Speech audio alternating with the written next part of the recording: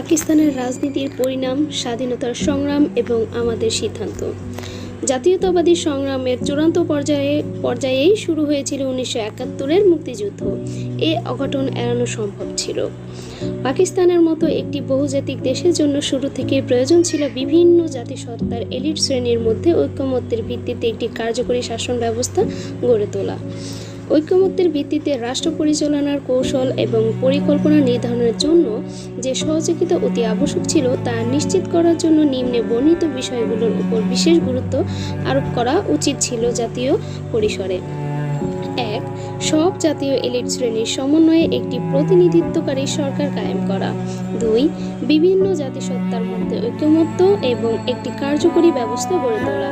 3. সর্বক্ষেত্রে একতা ভিত্তিক সহজলভ্য জাতীয় প্রতিষ্ঠান গড়ে তোলা।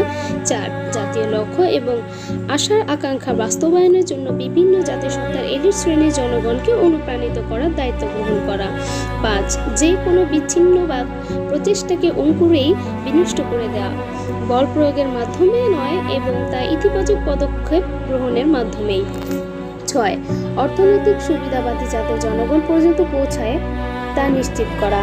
আধুনিকরণ এবং উন্নয়নের সুফল সমভাবে যাতে সব জাতিগোষ্ঠী উপভোগ করতে পারে তার ব্যবস্থা নিশ্চিত করা। জাতীয় এলিট শ্রেণীগুলো কর্তৃক বিভিন্ন জাতিগোষ্ঠীর জনগণের মাঝে জাতীয় সম্পদ এবং সুবিধাদির সুষম বন্টন করা নিশ্চিত করা। এই ধরনের কৌশল এবং পরিকল্পনা সব সমস্যার সমাধান অবশ্যই ছিল না, কিন্তু এর ফলে আশা করা যেত জাতীয় রাজনৈতিক অবকাঠামোগত বর্জনের পরিবর্তে ঐক্যের মাধ্যমে বহুজাতিক দেশের অখণ্ডতা বজিয়ে রাখা।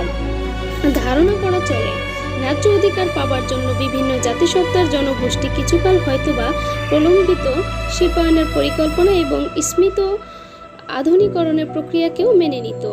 যে কোনো ব্যক্তির পক্ষে একটি ন্যায়ভিত্তিক সমাজে দরিদ্র হয়ে থাকাটা সহনীয় হয় তখনই যখন তার পড়শিরা সমাজে অর্জিত ধন সম্পদের বড়াই করার সুযোগ না পায়। একটি দেশ উন্নত হতে পারে শুধুমাত্র ঐক্যের ভিত্তিতে। বৈষম্য এবং বিভক্তি এক অথবা একাধিক জাতীয়গত রাষ্ট্রের জন্ম দেয়, ফলে সংখ্যাগরিষ্ঠ জনগোষ্ঠীরই হয় সমূহ ক্ষতি। এজন্যই বহুজাতিক একটি দেশের এলিট শ্রেণীদের ঐক্যবদ্ধভাবে কাজ করা অপরিহার্য হয়ে দাঁড়ায়, শ্রেণী স্বার্থ এবং জাতীয় স্বার্থ দুটোই বজিয়ে রাখার জন্য। কোনো এক বিশেষ পর্যায়ে তারা অবশ্যই নিজ নিজ জাতিস্বার্থে একে অপরের সাথে দ্বন্দ্বে লিপ্ত হতে পারেন, কিন্তু কোনো ক্রমেই তাদের একে অপরের সহ্য শক্তি ও বোঝাপড়ার ক্ষমতার প্রতি সন্দেহ পোষণ করা উচিত নয়। তেমনটি হলে বিচ্ছিন্নবাদের বিপদসংকুল একতরফা রাস্তা অবশ্যই খুলে যাবে। তথাকথিত ইসলাম এবং ইসলামিক রাষ্ট্রের সংখ্যা ধ্বংসধারী পাঞ্জাবি মুহাজের নিয়ন্ত্রিত কেন্দ্রীয় সরকার শুরু থেকেই বাঙালিদের নিঃস্ব, হীনমনা এবং পশ্চাৎমুখী জনগোষ্ঠী হিসেবে গণ্য করে আসছিলেন। তারা মনে করতেন বাঙালি জনগোষ্ঠী পশ্চিম পাকিস্তানের উপর একটি বোঝা স্বরূপ। তারা বিশ্বাস করতেন পাকিস্তানি জাতীয়তাবাদ এবং অর্থনৈতিক উন্নতির সাথে বাঙালির জাতিগত চেতনা এবং তাদের হিন্দুয়ানি মনোভাব সঙ্গতিপূর্ণ নয়।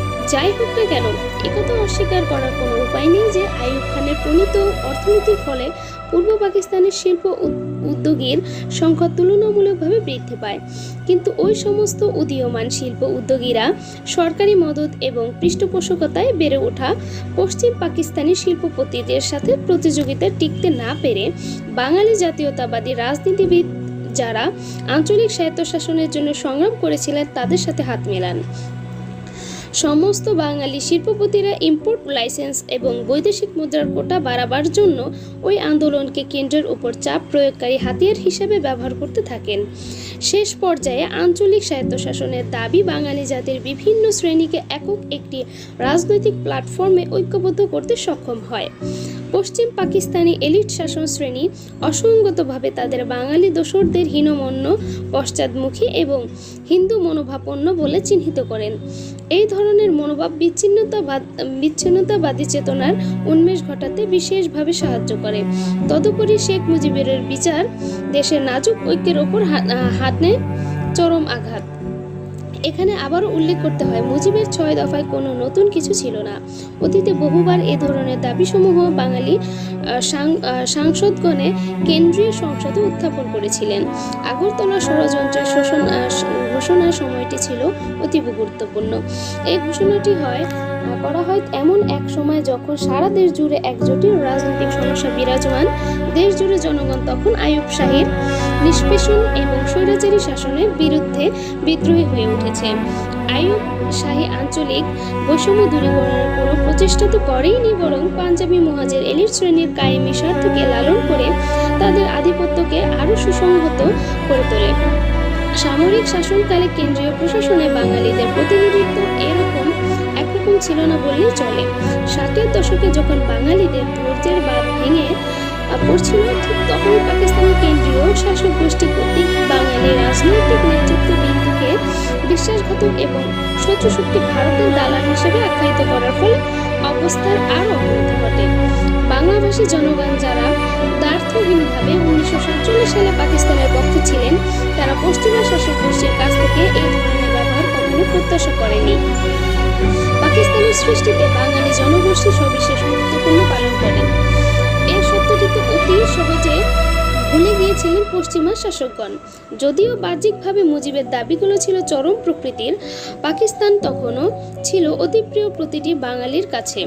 বাঙালি জনগণ শুধু চেয়েছিল রাষ্ট্র পরিচালনার ক্ষেত্রে মত প্রকাশের ন্যায্য অধিকার। তারা চেয়েছিল সাম্য ও সংহতির ওপর একটি রাজনৈতিক কাঠামো।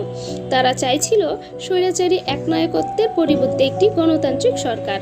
স্বৈরাচারী একনায়কত্ব তাদের অতীতের হিন্দু আধিপত্য ও অত্যাচার এবং ঔপনিবেশিক শোষণকেই জোরালোভাবে মনে করিয়ে দিয়েছিল।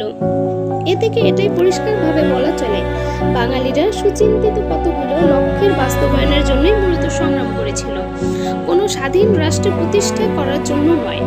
এটা জোর দিয়ে বলা চলে যে আইয়ুব শাহীর পতনকালে পূর্ব পাকিস্তানের বিচ্ছিন্ন হয়ে পড়াটা মোটেও অবধারিত পরিণতি ছিল না। জাতীয় রাজনীতির এবং অর্থনীতিতে বাঙালিদের অংশীদারিত্ব অধিকার থেকে বঞ্চিত রেখে ক্ষমতাধর শাসক চক্র বাঙালি এবং এলিট শ্রেণীকে জনগণের আন্দোলনের প্রতি ঠেলে দিয়েছিল এবং তাদের নৃতাত্ত্বিক, সাংস্কৃতিক এবং ভাষাগত বৈষম্যে পুনর্জীবিত করার আন্দোলনে নেতৃত্ব দিতে বাধ্য করেছিল জাতীয় ঐক্যের বিরুদ্ধে।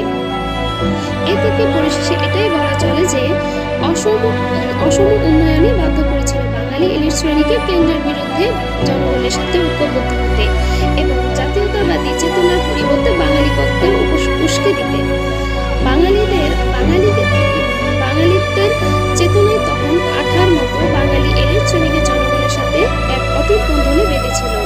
অসম উন্নয়ন, শোষণ, বঞ্চনা এবং নৃতাত্ত্বিক চেতনা ওই ধরনের লোভী যোগ যা একে অপরকে শুষে বেঁচে থাকে সেই সময় অবধি যখন সশস্ত্র সংঘাত অথবা গণঅভ্যুত্থানের বিকল্প কোনো পথই খোলা থাকে না। দুঃখজনক হলেও সত্য, পাকিস্তানও ঠিক সেই সন্ধিক্ষণে পৌঁছে অপরিহার্য এক মহাবিপর্যয়ের অপেক্ষা করছিল 60-এর দশকের শেষে। অন্তিম অবস্থায় সামরিক জান্তা রাজনৈতিক সমস্যার সমাধান বন্দুকের জোরে করার সিদ্ধান্ত নেয়। শুরু হয়